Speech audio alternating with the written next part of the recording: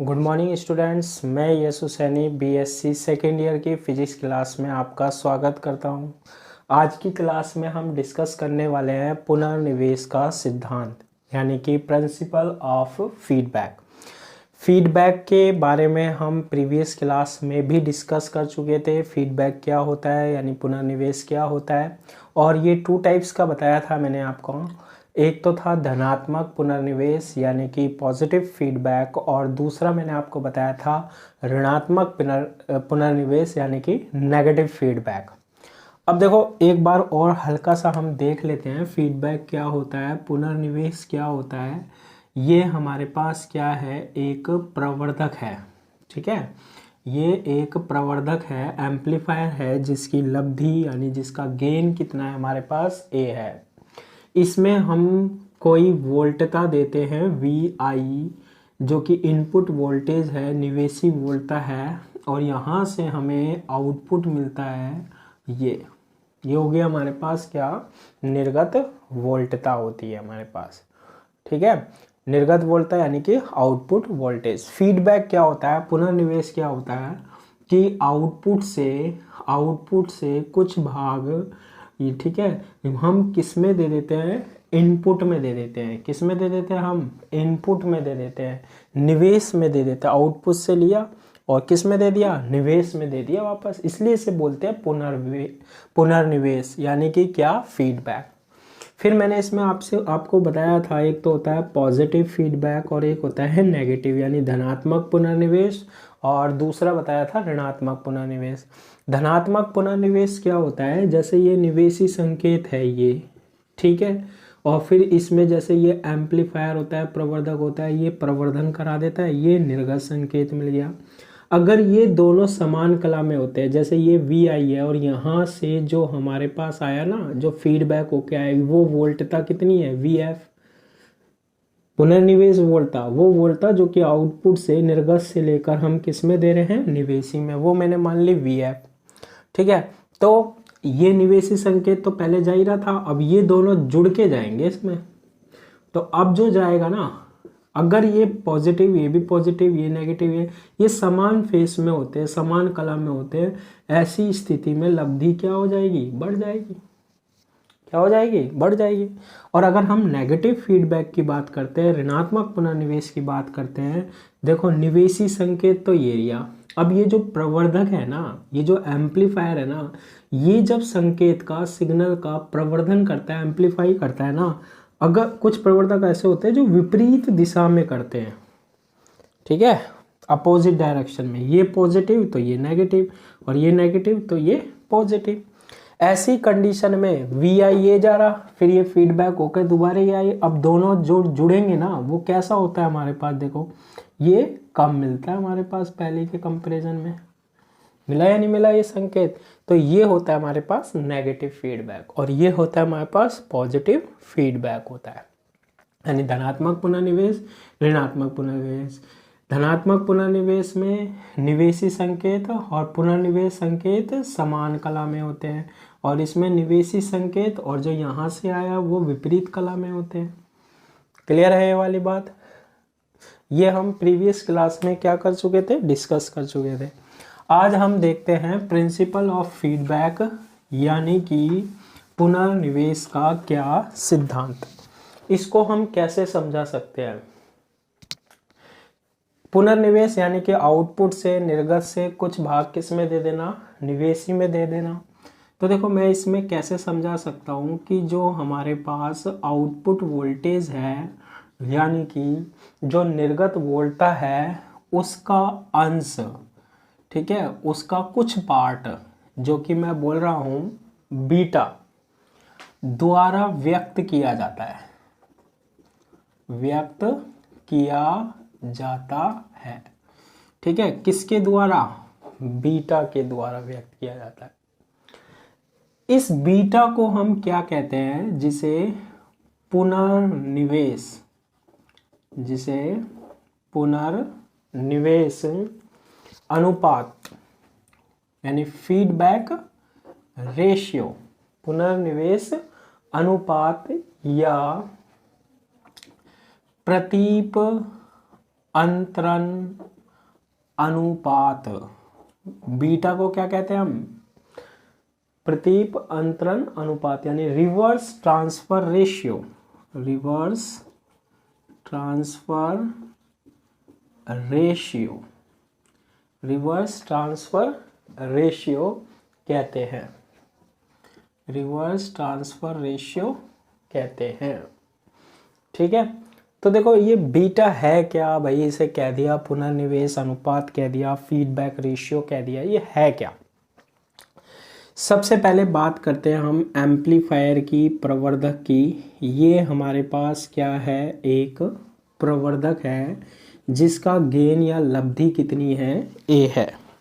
ठीक है, इसमें हमने क्या दी, इनपुट वोल्टेज दी, जो कि क्या होता है हमारे पास एक संकेत होता है, सिग्नल होता है, और ये इसका क्या करेगा, प्रवर्धन कर देगा संकेत का, ये ऐसे। ठीक है, इस तरीके से। ये कौन सी वोल्टता हो गई, निर्गत वोल्टता हो गई। क्लियर है ये वाली बात। ये तो अभी इसमें हमने कोई भी पुनर्निवेश नहीं कराया है, फीडबैक नहीं कराया है, तो इसे बोलते हैं पुनर्निवेश रहित प्रवर्धक। क्या बोलते हैं, पुनर्निवेश रहित प्रवर्धक बोलते हैं। अब आगे समझना देखना। इसके बाद क्या होता है, जब हम इतना कर लेते हैं, ये हमारे पास क्या है, एक प्रवर्धक है। ठीक है, ए, इसमें अभी तक हम दे रहे थे निवेशी वोल्टता, ये वी आई इनपुट सिग्नल, और यहाँ से हमें मिल रहा था आउटपुट सिग्नल यानी निर्गत वोल्टता संकेत मिल रहा था वी नॉट। अब हम क्या करते हैं, यहाँ से ये भी एक क्या होता है, जाल होता है बीटा। ठीक है, एक प्रवर्धक ही होता है, एक तरीके से कह सकते हैं, एक जाल होता है जिसके द्वारा हमने निर्गत से एक तार जोड़ा, और ये बीटा अंश हमने किस में दे दिया, निवेशी में दे दिया। ठीक है, ये किसके रूप में, ये निवेशी वोल्टता है, ये निर्गत वोल्टता है, ये इनपुट वोल्टेज है, ये आउटपुट वोल्टेज है। निर्गत वोल्टता का बीटा अंश, बीटा भाग ही हम निवेश कर रहे हैं, इनपुट कर रहे हैं। सपोज कीजिए निवेश कितना हो रहा है, वी आई हो रहा है। ठीक है, वी नॉट से यहाँ से कुछ भाग गया, मैंने माना यहाँ जो भाग आ रहा है ना, जो पार्ट आ रहा है ना हमारे पास, वो आ रहा है वी एफ आ रहा है। ठीक है, क्या आ रहा है हमारे पास, वी एफ आ रहा है। निर्गत वोल्टता का कितना भाग आ रहा है, कितना पार्ट आ रहा है हमारे पास, वी एफ आ रहा है। ठीक है, वी एफ आ रहा है, तो अब ये वी आई आएगा और ये वी एफ आएगा। अब ये दोनों जोड़ के जो संकेत इसमें अब जाएगा ना, पहले तो ये ही जा रहा था, ये और ये मिल रहा था, जैसे इसमें किया तो अब वी आई तो जा ही जा रहा है, वी एफ भी जा रहा है, तो यहाँ जो जा रहा है वो लिख देंगे हम वी आई एफ जा रहा है। कितना जा रहा है, वी आई एफ जा रहा है। ठीक है, वी एफ यहाँ पर क्या है, वी एफ क्या है, वी एफ है हमारे पास पुनर्निवेश यानी फीडबैक क्या है, वोल्टता है, जो कि हमने आउटपुट से कहाँ दे दी, निर्गत से कहाँ दे दी, निवेशी में दे दी। ठीक है, अब देखो इसमें भी दो कंडीशन है, इसमें भी दो कंडीशन है। अब यहाँ पर वोल्टता कितनी आई, प्रवर्धक यानी कि जो एम्पलीफायर है, ये जो एम्पलीफायर है ना, ए प्रवर्धक यानी कि जो एम्पलीफायर है के निवेश पर यानी इनपुट पर जो हमारे पास रिजल्टेंट वोल्टेज आएगी, परिणामी वोल्टता आएगी, वो वी आई एफ आएगी। अब भैया क्या आएगी, वी आई एफ। ठीक है, अब वी आई एफ जो है ना वो किसके इक्वल आएगी, देखो वी आई आ जाएगी और वी एफ आ जाएगी, दोनों जुड़ जाएंगे तो क्या आएगा, V I plus V F आएगी।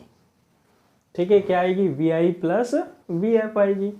तो ये कंडीशन जो है ना वो कौन से के लिए है, धनात्मक पुनर्निवेश के लिए। ठीक है, किसके लिए है? धनात्मक पुनर्निवेश के लिए है, पॉजिटिव फीडबैक के लिए है ये कंडीशन। कैसे है पॉजिटिव फीडबैक? मान लो यहाँ से जो निवेशी संकेत था, इनपुट सिग्नल था, वो ये है। अब यहाँ से जो फीडबैक होके आ रहा है ना, जो सिग्नल, जो संकेत VI VF, वोल्टता किसके रूप में दिखाई है हमने? संकेत के रूप में, है ना। ये संकेत को, इसको ऐसे बदल दिया, जो कि किसके रूप में होते हैं? वोल्टा और धारा के रूप में, यानी वोल्टेज और करंट के रूप में। अब ये कहाँ जा रहा है? इधर। अब ये जो VF आई है ना, ये हमारे पास भी ऐसी हो। अब ये दोनों कैसी हैं? समान कला में। तो देखो ये प्लस, ये माइनस, ये माइनस, ये जुड़ जाएंगी, तो ये आ गया हमारे पास क्या? VIF। तो ये जब जुड़ जाते हैं ना, तो इसे बोलते हैं धनात्मक पुनर्निवेश, समान कला में आ रहा है। ठीक है। VIF इज इक्वल टू होता है VI माइनस VF भी हो सकता है। ये कब होगा? जैसे यहाँ से जो वोल्ट आ गई वो कितनी है हमारे पास? ये है। ठीक है भाई, कोई दिक्कत नहीं है। यहाँ से जो पुनर्निवेश होके आई ना, उसकी कला चेंज हो गई, ऐसे मिल रहा है ये हमारे पास। यहाँ से जो आ रही है ना निर्वत से, VF जो आई, VI VF इस तरह, तो देखो ये प्लस है, ये माइनस, ये हो गया विपरीत कला में, अपोजिट फेस में। ऐसी कंडीशन में ये ज़्यादा होता है, ये कम होता है, तो फिर ये हमारे पास ये मिलता है, तो नेगेटिव हो गया। VI माइनस क्या? VF हो गया। क्लियर है ये वाली बात? तो ये हमारे पास कब होता है? VI माइनस VF कब होता है? जब हम किसकी बात करते हैं?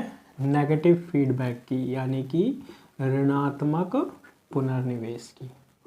ऋणात्मक पुनर्निवेश यानी कि नेगेटिव फीडबैक की। ठीक है। हम यहाँ पर प्रिंसिपल समझने के लिए मैं यहाँ पर कंडीशन ले लेता हूँ कि VIF इज इक्वल टू क्या लेता हूँ? VI प्लस VF, यानी कि कौन सा? धनात्मक पुनर्निवेश वाली कंडीशन, यानी कि पॉजिटिव फीडबैक। ठीक है। किसके ले ली? पॉजिटिव फीडबैक की। और इसे दे देते हैं हम इक्वेशन नंबर फर्स्ट दे देते हैं। अब देखो VI जब ये था, ये इसमें से निकला, V0 हो गया। फिर यहाँ से हमने ये भाग दिया, ठीक है, ये मिला इसे VF। अब VI और VF जुड़ के आएंगे, फिर इसमें से जाएंगे, तो अब आउटपुट चेंज हो जाएगा। तो अब आउटपुट जो है, निर्गत वोल्टता जो है, वो मैंने क्या मान ली? V0 डैश मान ली। ये कब है? ये पुनर्निवेश हो रहा है। यहाँ हमारे पास क्या हो चुका है? फीडबैक हो चुका है, पुनर्निवेश हो चुका है। ध्यान रखना, VI यहाँ से थी, ये V0 ये मिल गई। अब इसका कुछ पार्ट हमने यहाँ दिया, ये VF आ गया। VI और VF यहाँ मिला, VIF मिल गया। अब VIF का प्रवर्धन कराएगा तो V0 चेंज हो जाएगा, पहले जैसा थोड़ी ना आएगा, और ज़्यादा हो जाएगा, V0 डैश आ जाएगा हमारे पास। आ गया V0 dash. VIF is equal to VI plus VF आ गया, बिल्कुल आ गया। अब पुनर्निवेश रहित प्रवर्धक की बात कर रहे हैं। जब हमारे पास पुनर्निवेश नहीं हुआ है, कोई फीडबैक नहीं लगाया है, जब कोई फीडबैक नहीं लगाते हैं ना, तो उस स्थिति में जो लब्धि होती है ना, जो लाभ होता है, वो क्या होगा? देखो यहाँ पुनर्निवेश नहीं लगाया, निर्गत की वोल्टता बटे निवेशी की वोल्टता, यानी आउटपुट वोल्टेज अपॉन क्या? Input voltage. यही तो होगा, output voltage upon input voltage. अगर हम बात करते हैं किसकी? पुनर्निवेश की, पुनर्निवेश सहित प्रवर्धक की बात करते हैं। अगर हम पुनर्निवेश सहित प्रवर्धक की लब्धि देखते हैं, ये वाली, वो ये A देखते हैं, जब हमने पुनर्निवेश कर दिया तो हमारे पास A इज इक्वल टू क्या होगा? ठीक है, तो हमारे पास A इज इक्वल टू क्या होगा? अब देखो निर्गत जो है, आउटपुट जो है, वो कितना होगा? V0 डैश होगा। और जो हमारे पास निवेशी है, इनपुट है, वो कंप्लीट कौन सा आ रहा था? इनिशियल में VI आ रहा था। ठीक है, लेकिन यहाँ V0 डैश है, तो यहाँ कितना आ रहा है बताओ? VIF आ रहा है। कितना आ रहा है हमारे पास VIF, निवेशी संकेत कितना आ रहा है VIF आ रहा है। तो हम क्या लिखेंगे VIF। निर्गत तो कितना होगा V नोट डैश, और निवेशी कितना हो रहा है जब हमने पुनर्निवेश लगा दिया VIF जोड़ के VIF आ रहा है। तो A into V not dash upon VIF आ जाता है।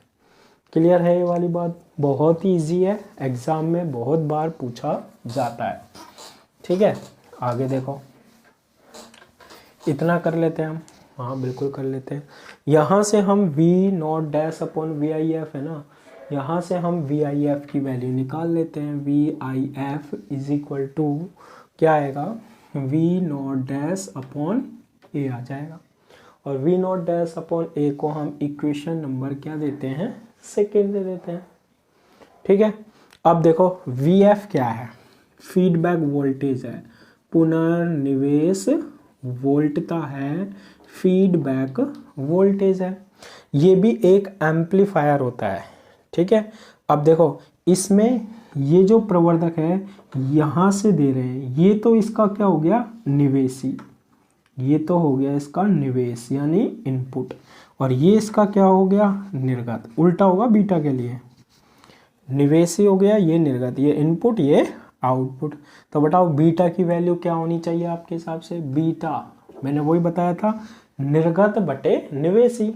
निर्गत कितनी निकल रही है इससे VF अपॉन निवेशी कितना आ रहा है V नोट डैश, ये आ रहा है। ठीक है, तो कितना आ रहा है V नोट डैश, तो V नोट डैश, तो VF की वैल्यू क्या लिख सकते हैं हम, beta into V not dash. VF की वैल्यू क्या लिख सकते हैं, beta into V not dash. Equation number कितनी आ गई, थर्ड आ गई। ठीक है, अब देखो इक्वेशन सेकंड आ गई, इक्वेशन क्या आ गई, थर्ड आ गई। अब इसको हम यूज में लेते हैं इक्वेशन फर्स्ट में। इक्वेशन सेकंड व थर्ड इक्वेशन फर्स्ट में यूज में लेने पर, रखने पर, इक्वेशन फर्स्ट में रखते हैं तो क्या बनेगा, देखो VIF क्या है V not dash upon A है। VIF क्या है V not dash upon A है। फिर आ रहा है हमारे पास VI है, VI को VI लिख देते हैं, प्लस VF क्या है beta into V not dash, beta into V not dash लिख देते हैं। और यहाँ से हम देखो V नोट डैश कॉमन लेते हैं, ये बनेगा 1 अपॉन A, इसको पहले लेके जाते हैं, minus beta is equal to क्या VI, तो V not dash is equal to A हमने क्या ले लिया, एलसीएम ले लिया, A से A कैंसिल, तो 1 माइनस, और ये बन गया A into beta is equal to क्या VI बन गया। बनाया या नहीं बना? बिल्कुल इजी कर दिया, देखो मैंने। और सोल्व करते हैं, हुए देखो, यहाँ से हमारे पास V नोट डैश आ गया, V नोट डैश आ जाएगा हमारे पास, V not dash is equal to A इधर ले जाते हैं, A upon 1 minus A beta into क्या आ गया VI आ गया। आया या नहीं आया? ठीक है, V not dash upon VI से मैंने डिवाइड कर दिया is equal to A upon 1 minus A beta आ गया। अब देखो V नोट डैश क्या है, V नोट डैश पुनर्निवेश हो गया ना जब हमारे पास निर्गत वोल्टता है, फीडबैक हो गया ना उसके बाद निर्गत वोल्टता है, आउटपुट वोल्टेज है, और जो इनपुट दिया था ना हमने वो क्या है VI है। तो कंप्लीट प्रोसेस देखते हैं ना जब हम, तो V not dash upon VI, इसे ये जो निर्गत वोल्टता और निवेशी वोल्टता का जो रेशियो अनुपात है उसे हम बोलते हैं AF is equal to A upon 1 minus A beta. ये AF क्या है, पुनर्निवेश। AF क्या है, AF क्या है, पुनर्निवेश के साथ जब हमने पुनर्निवेश कर लिया के साथ क्या है, लब्धि है, गेन है, किसका, एम्पलीफायर का प्रवर्धक का। ठीक है, तो ये कई बार प्रूव करवा लेता है। सिद्ध कीजिए कि पुनर्निवेश प्रवर्धक की जो लब्धि होती है AF is equal to A/1 minus A beta होती है। तो इसको इस तरीके से हम क्या कर सकते हैं, सोल्व कर सकते हैं। ये फॉर्मूला हम इस तरीके से बना सकते हैं। बनाया? तो देखो इसको मैं ऐसे लिख लेता हूँ, AF is equal to A/1 minus A beta. ठीक है, और ये जो हमारे पास इक्वेशन आई है ना, चमक गया ना, इसे क्या बोलते हैं हम, पुनर्निवेश समीकरण कहलाती है। पुनर्निवेश समीकरण कहलाती है।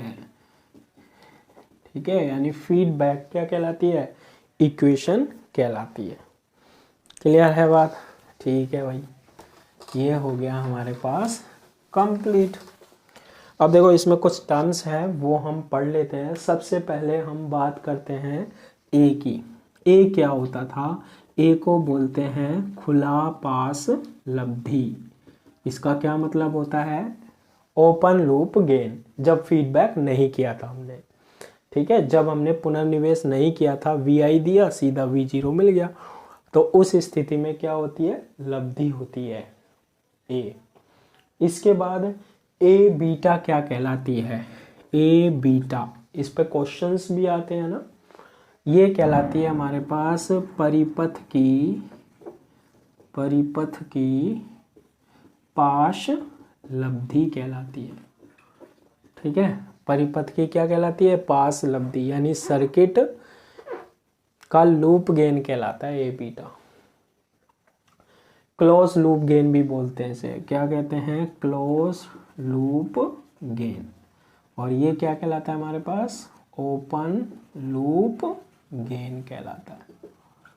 ठीक है, इसके बाद हम बात करते हैं, ये क्वेश्चन में पूछा जाता है, सॉरी ये क्लोज लूप गेन नहीं कहलाता, ए बीटा तो कहलाता है परिपथ की पास लब्धि कहलाती है, गेन कहलाता है ना। ये जो हमारे पास होता है ना AF, क्या AF, ये कहलाता है हमारे पास क्लोज लूप गेन, यानी कि बंद पास लब्धि।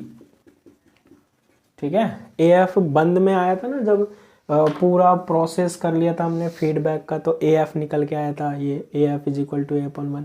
तो ये कहलाती है बंद पास लब्धि या पुनर्निवेश लब्धि कहलाती है AF, बंद पास लब्धि या पुनर्निवेश लब्धि। AB क्या कहलाती है, केवल पास लब्धि कहलाती है, और ये एक खुला पास लब्धि कहलाती है, ओपन लूप गेन कहलाता है। ठीक है, एक टर्म और है 1 माइनस A बीटा। ये जो 1 माइनस A बीटा है ना, इसे बोलते हैं प्रतिगमन अंतर। प्रतिगमन अंतर, 1 माइनस A बीटा को बोलते हैं प्रतिगमन अंतर, यानी रिटर्न डिफरेंस। फीडबैक में काम आ रहा था ना, इसे बोलते हैं रिटर्न डिफरेंस, कितना अंतर आता है हमारे पास। तो ये कुछ टर्म्स हैं, A beta, AF, 1 minus A beta, numerical में काम में आती है। इसके बाद देखो इसमें एक कंडीशन है, फर्स्ट कंडीशन क्या है कि यदि if 1 minus A beta is greater then क्या हो, 1 हो, 1 माइनस A बीटा की वैल्यू मोड में ग्रेटर देन 1 हो। A beta 1 minus A beta is greater then 1 कब होगा, जब A बीटा कैसा होगा, नेगेटिव होगा।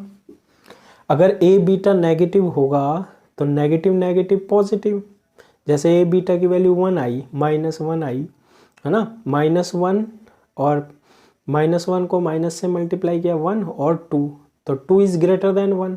तो A बीटा हमेशा कैसा होना चाहिए, नेगेटिव होना चाहिए। अब A बीटा अगर नेगेटिव हो गया, A बीटा क्या हो गया, नेगेटिव हो गया। ठीक है, हो गया। तो अब यहाँ आ जाओ, AF is equal to A/1 minus A beta. 1 minus A beta का मान बढ़ेगा या नहीं बढ़ेगा, बढ़ जाएगा। अगर 1 माइनस A बीटा का मान बढ़ जाएगा, देखो A में 1 माइनस A बीटा से डिवाइड कर रहे हैं, ठीक है, तो ये नीचे वाला ज़्यादा हो गया डिनोमिनेटर में, तो ए एफ की वैल्यू क्या हो जाएगी, कम हो जाएगी। ए एफ की वैल्यू क्या हो जाएगी, कम हो जाएगी। तो इस कंडीशन में ए एफ इज लेस देन क्या होता है, ए होता है। ठीक है, फिर सुन लेना, 1 माइनस ए बीटा बहुत ज़्यादा है एक से। अगर 1 माइनस ए बीटा एक से ज़्यादा है तो एक में ज़्यादा का भाग दोगे तो ए एफ कम आएगा। ए में जब भाग दे रहे हैं तभी तो आ रहा है, और ज़्यादा का भाग दे रहे हैं इसलिए ए एफ कम आएगा। सेकेंड कंडीशन देखो आप, कि यदि 1 minus A beta is equal to क्या हो, 0 हो। अगर 1 minus A beta is equal to 0 हो गया तो A beta is equal to कितना होगा, 1 होगा। और A beta is equal to 1 होगा तो ए एफ किसके इक्वल आ जाएगा, ए के इक्वल आ जाएगा। देखो रख दो 1 minus A beta is equal to 0। A beta की वैल्यू हमने कितनी रख दी, 1। अरे ये तो 1 माइनस 1 0 बन रहा है यार, नहीं बराबर नहीं आएगा। फिर कितना आएगा, तो ये ए एफ कितना आएगा फिर ये बताओ, 1 माइनस 1 0, और किसी संख्या में से, अरे भैया ये तो इन्फिनेटिव आ गया। ठीक है, कितना आ गया, इन्फिनेटिव आ गया, अनंत आ गया। यानी कि लब्धि कितनी हो जाती है, बहुत अधिक हो जाती है। ठीक है, तीसरी कंडीशन देखते हैं, घबराने की बात नहीं है यार। तीसरी बात देखते हैं, कंडीशन क्या है, यदि क्या कि 1 माइनस ए बीटा का मोड लेस देन 1 हो। अब ये एक से कम कब आएगा, अगर ए बीटा की वैल्यू क्या है, पॉजिटिव है। ए बीटा की वैल्यू क्या है, पॉजिटिव है। तो ए बीटा की वैल्यू पॉजिटिव है, ठीक है। तो इसकी वैल्यू जब हम रखेंगे तो 1 में से ये क्या हो रहा है, घट रहा है। 1 में से ये क्या हो रहा है, घट रहा है। तो नीचे वाला पद जो होगा ना, सदैव एक से क्या होगा, कम होगा। तो ए में अगर कम का भाग दे रहे हैं ना, तो ए एफ क्या आएगा, ज़्यादा आएगा। आएगा या नहीं आएगा। तो इस कंडीशन में ए एफ इज ग्रेटर देन क्या होता है, ए होता है। A F is greater then क्या होता है, ए। अरे ए है, आप ऐसे देख लो, ए एफ है, ए की वैल्यू कितनी है, 5 है। अब 1 माइनस ए बीटा है, अगर 1 माइनस ए बीटा की वैल्यू 1 से ज़्यादा है, मान लो कितनी हो गई, 2 हो गई, तो ए एफ कितना आ गया, 2.5। अब बताओ ए एफ ज़्यादा आ रहा है या ए ज़्यादा आ रहा है, देखो A is greater than A F, आया ना। अब यहाँ देखो A F is greater than A, इसकी वैल्यू किससे कम है, 1 से कम है। 1 से कम होगा 0.1 रख लो, चलो हटा। तो क्या होगा, देखो ए की वैल्यू कितनी है, 5 है। ए एफ की वैल्यू कितनी आएगी, 5 अपॉन 1 से कम, 1 से कम कितनी, 1/2 रख दो बेटा। तो ऐसी स्थिति में ये 2 ऊपर जाएगा और ये कितना हो गया, 10 हो गया भैया। तो ए एफ कितना मिल गया, 10 मिल गया। तो इस कंडीशन में ए एफ इज ग्रेटर देन कितना होता है, ए होता है। ठीक है, तो अब तो कॉन्सेप्ट क्लियर हो गया होगा। नहीं हुआ हो तो कमेंट कर देना, वैसे ज़रूरत पड़ेगी नहीं। इसमें हम एक और जो न्यूमेरिकल में काम में आता है वो देखते हैं। ठीक है,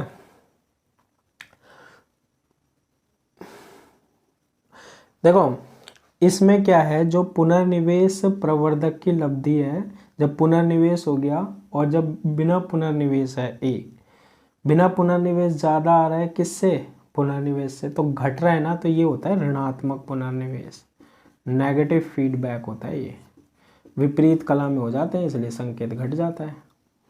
A F is greater than A, जैसे निवेशी संकेत ये था इनपुट सिग्नल, फिर यहाँ से आया वो भी ऐसा था, तो ये और ये जुड़ जाता है, ए एफ ज़्यादा मिलता है ऐसी स्थिति में।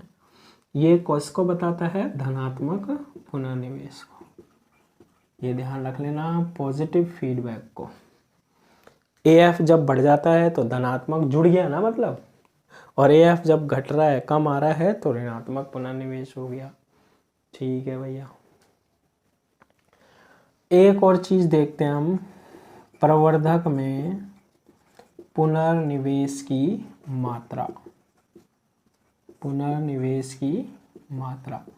इसका क्या मतलब होता है कि जो फीडबैक हुआ है उसकी क्वांटिटी क्या है, बीटा हमने किया ना, उसकी क्वांटिटी क्या है, वो कैसे निकालते हैं हम। ठीक है, इसको हम निकालते हैं किस में, डीबी में, यानी कि क्या, डेसिबल में। ठीक है, किस में निकालते हैं, डेसिबल में निकालते हैं। और इसका फॉर्मूला होता है 20 log 10, न्यूमेरिकल बनता है इस पर, है ना, n is equal to 20 log 10 और क्या, a अपॉन क्या, a f, a upon a f। और इसे ऐसे भी लिख सकते हैं 20 log 10, ओहो लोग अच्छा नहीं बन रहा, बनाएंगे 20 log 10, 20 log 10, a upon A F को, a अपॉन ए एफ को 1 माइनस ए बीटा लिख सकते हैं, तो यहाँ पर लिख सकते हैं मोड में 1 माइनस ए बीटा, तो बीटा चिपक गया 1 माइनस ए बीटा। ठीक है, तो इस तरीके से हम कौन सा प्रिंसिपल देते हैं, फीडबैक प्रिंसिपल देते हैं। तो आज की क्लास के लिए इतना ही, थैंक यू।